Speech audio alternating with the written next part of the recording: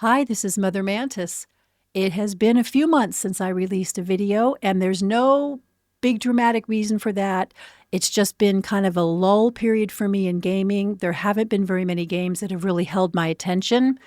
I've looked at a lot of games, I've played a few games, but mostly life's just been busy. But there are a couple of exceptions to that sort of a lull for gaming for me, and one of them is The Expanse: Osiris Reborn, which I'm watching.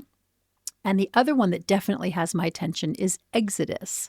The last time I took a serious look at Exodus, we knew enough to understand why there were a lot of comparisons to Mass Effect. It's being made by Archetype Studios, which is a studio that's being run by former developers from BioWare. It's a big cinematic science fiction RPG with companions, relationships, dialogue choices, strange worlds, and decisions that are supposed to carry consequences forward in the game. And it also had one idea that particularly interests me, and that is time dilation.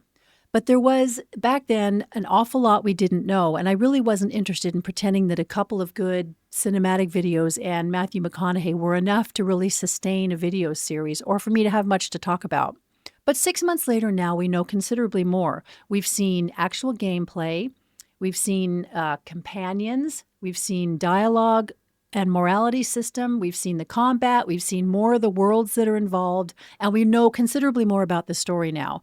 And as of Gamescom, which as of the filming of this video was yesterday, we know exactly when we're going to be able to play it.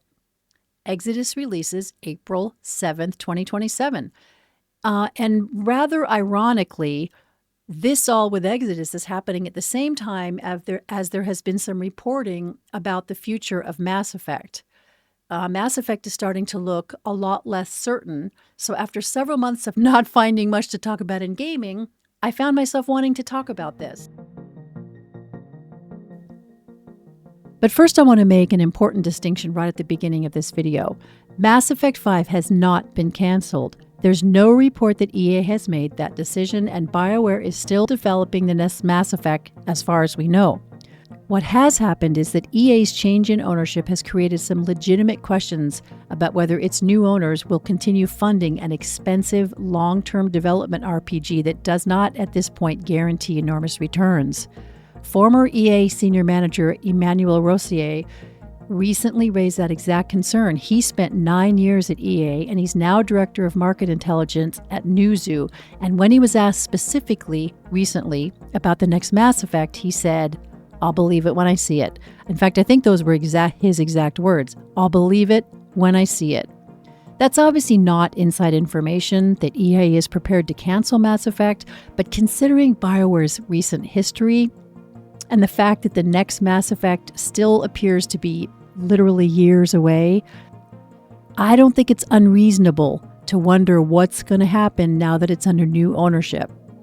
That makes Exodus, though, considerably more interesting because we've actually seen this game and now it has a date. That was probably, to me, the most important news that came out of Gamescom yesterday. Archetype has officially announced that Exodus will release worldwide on April 7th on PlayStation 5, Xbox Series X and S, and PC. Obviously, games can still be delayed, but with an actual date, it makes this feel much more tangible. We're roughly 7 months away, and Archetype has spent the last 6 months steadily dripping more and more gameplay and information to show us more of the actual game. So what do we know now that we didn't know when I last talked about it? Our character, June Aslan, is a salvager from the human world of Lydon who becomes a traveler. That's one of the people capable of making enormous interstellar journeys across the Centauri cluster. One clarification since my earlier video is that June is not a completely blank slate character like we might have thought he was. You can play June as male or female, and you can customize aspects of their appearance, but June has an established identity and a general look already in place. So really, we're already closer to the Commander Shepard archetype than something like Baldur's Gate 3. I'm very okay with that. A defined protagonist can give the writers more control over characterization and cinematic storytelling. As for what June is actually doing, that's also become clearer. Humanity left Earth tens of thousands of years ago, and they settled in the Centauri cluster, Over that enormous span of time, some branches of humanity evolved or engineered themselves into beings so advanced they bear almost no resemblance to humans, and they're almost incomprehensible to ordinary humans. Those are called the Celestials.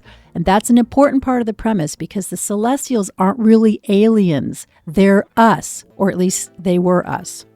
June's homeworld, Lydon, is being consumed by a mysterious phenomenon called the rot, which also degrades celestial technology.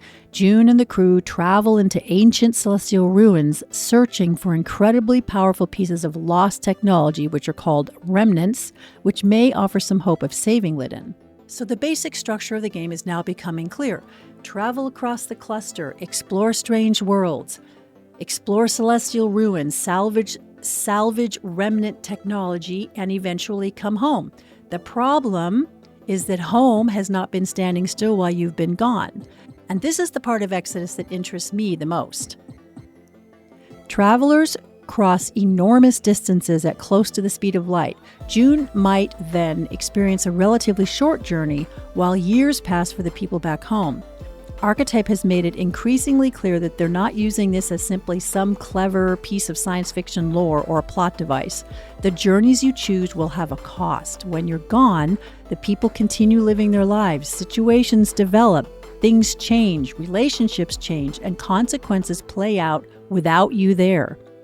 And because Persepolis, which is the main city on Lydon, appears to be an important hub, coming home could potentially be just as important as leaving home. Who's still there? Who's changed? What has changed? What has happened because of something you did before you left or because you chose one expedition instead of another expedition? If they really commit to this idea, it could change the way we approach quests in an RPG. Normally in games, the universe politely waits for us. A village can supposedly be 5 minutes away from annihilation, but we can wander off, find somebody's missing necklace, explore a cave, reorganize our inventory, and maybe do a little flirting with an NPC before getting around to saving everybody, and everything is still fine. Exodus is suggesting that perhaps it's not going to wait for you. That's the idea that genuinely excites me, although I do still have one big question. How much of this is actually systemic? There's a huge difference between a game where my decisions about when and where to travel organically change the world and one that simply gives me a handful of scripted 10 years later scenes. We're also starting to get to know the people who are traveling with June, and this is probably where the Mass Effect DNA is the most obvious at this point. Phaedra Nath is a xenoarchaeologist who studies celestials. She's been infected by a celestial virus that has left her blind, so she uses a drone to help perceive the world around her. But the infection has also given her the ability to interact with celestial glyphs. Her story appears to connect directly to the mystery of the rot. During a mission to Sang, she and June search for her missing grandfather Elijah, who apparently knows something extremely important about its origins. That makes Phaedra a particularly interesting companion to me because she doesn't appear to be a companion whose story is simply bolted onto the main game. She seems directly connected to its mystery. Then there's Tom Vargas. He's an experienced traveler who seems to occupy something of a mentor role and tends to be one of the more cautious moral voices in the group. And that will put him directly in opposition with Elise Charot. She is a mech pilot whose preferred approach to problem solving appears to be, well, substantially lots of explosives. Archetype demonstrated one decision where Elise wants June to open an airlock and kill the enemies inside. Tom objects to that approach because there are innocent people in there and you don't have time to find out who's good and who's bad. You have to make that decision and your companions will react to it. Yeah, that sounds extremely like BioWare, and I'm fine with that if it's done well. Gamescom also gave us a much better look at Salt, who is an awakened octopus mercenary and bounty hunter. She comes from an ocean world inhabited by intelligent octopuses and pilots a specialized combat mech. That was a mouthful. Her fighting style appears to involve ranged attacks, sniping, mobility, and an ink-like smokescreen. But this trailer also gives us glimpses of what appears to be Salt's home and a devastated ocean environment, which makes her more interesting to me than simply, look, we put an octopus in the game. Salt is one of the Awakened. She's an animal whose ancestors traveled with humanity aboard the original Ark ships Thousands of years of bioengineering and cybernetic enhancement eventually produced intelligent animal species that are now simply part of civilization. We see them as soldiers, merchants, medics, companions.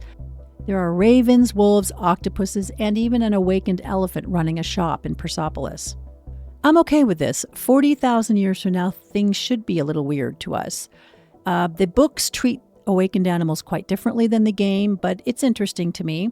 Gamescom also gave us another glimpse of Emrys, and I may be more curious about him than Salt, because Emrys is a Celestial. Considering the Celestials are these incredibly advanced descendants of humanity whose technology is central to the story, the fact that one can apparently become part of our crew raises some interesting questions and possibilities. Archetype is keeping Emrys under wraps, so I'm not really going to try to fill in the blanks with speculating, but I really want to know how that relationship works. And yes, Matthew McConaughey is still there. His character is Cece Orlev, who is described as a mysterious space cowboy. He's an actual character rather than a celebrity narrator, although how important he is to the story is still kind of an unknown. We've also learned considerably more about how Exodus is going to handle morality. There are two broad philosophical paths, Paladin and Immortal. Paladin choices tend towards protecting or prioritizing other people, sometimes at a cost to June. Immortal choices focus more on ambition, power, and pursuing your own personal objectives. So the obvious comparison there is Paragon and Renegade. But Archetype says it doesn't want this to be simply a good versus bad meter. Some decisions are supposed to be intentionally ambiguous. But more interestingly, your alignment affects your character progression. Paladin and Immortal decisions influence which abilities you can upgrade and how some powers develop, so morality isn't just changing the dialogue, it's affecting your actual build. That sounds interesting, although we've heard lots of games talk about meaningful choices, so I'm kind of interested to see where this goes. We've also seen enough combat to understand what Archetype is trying to do. June carries a weapon called the Recycler, which can transform into different configurations for different ranges and situations, along with a gauntlet using celestial technology that provides combat, stealth, and environmental abilities.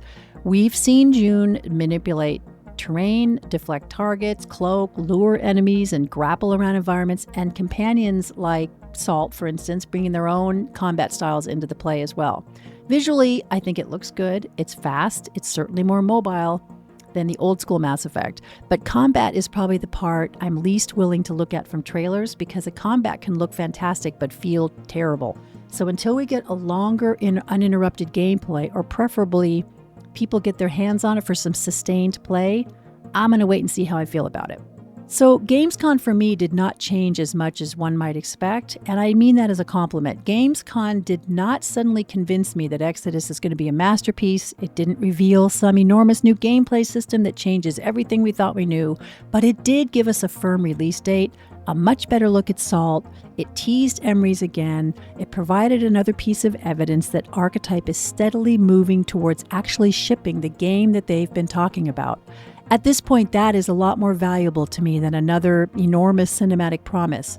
We've had plenty of promises from a lot of different games over the last several years. I'd like to see some execution. So the question for me at the end of this is Exodus the new Mass Effect? I'm actually less comfortable calling it that now than I was 6 months ago, not because I think Exodus looks less promising, but because I think it's starting to develop an identity of its own. The BioWare DNA is obvious. A cinematic protagonist, a crew and companions with conflicting personalities, romance, dialogue choices, morality, third-person combat, and an existential threat. But Exodus has something that Mass Effect never really had, and that is time as its own cost. Maybe you save a world and you return home to discover that years and years have passed in your own world. Maybe you choose one mission over another, knowing that doing so means you can't be somewhere else to take care of something. And maybe the consequences of that something that you did have been playing out for years while you've been away. If Archetype, actually, have I been saying architect the entire video? If Archetype delivers on that, that's going to be pretty major. And let me make this clear. I don't want Mass Effect to be canceled. I want Mass Effect 5, and I'm hoping it's actually going to stay in production. I'd much rather get a great Mass Effect 5, a great Exodus, and a great Expanse Osiris Reborn. All of them. But Mass Effect appears to be years away still. There are legitimate questions surrounding BioWare and EA right now. That's not evidence that the game's being canceled, but it's definitely enough to make me pay attention and to really start to wonder what's happening with Mass Effect. Maybe it's just me. As I said at the beginning of this video, I've been in a little bit of a gaming lull. I don't mean that as any kind of grand statement about the state of the gaming industry. It literally is probably just me. There are millions of people enjoying lots of different games. They're just not very many right now that are particularly interesting to me. And I'm not going to try to manufacture enthusiasm for something just because I happen to have a gaming channel that I post on for fun. What I really miss and really want is a big science fiction world, a mystery I want to unravel, a crew of characters that I care about and make me stop and think about what I'm going to do next in the game. I want to wonder what's on the other side of that planet, and I want to wonder what's going to be waiting for me when I come home from a mission. Right now, there's only a couple of games kind of giving me that feeling of anticipation. Like I said, Expanse Osiris Reborn, and increasingly Exodus.